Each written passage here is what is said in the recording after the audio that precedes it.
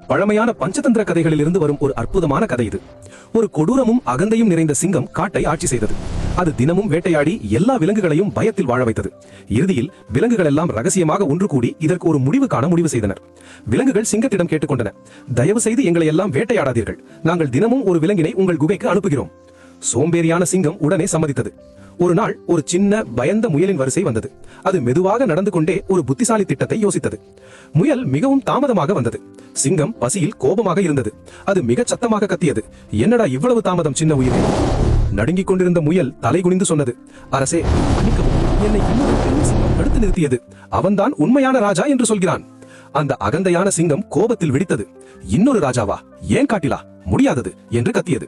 என்னை உடனே அவன் இருக்கிற இடத்திற்கு கொண்டு போ. சின்ன முயல் அந்த பெரிய சிங்கத்தை காட்டினுள்ளே கொண்டு சென்றது. அவர்கள் ஒரு ஆழமான இருண்ட கிணற்றை அடைந்தனர்.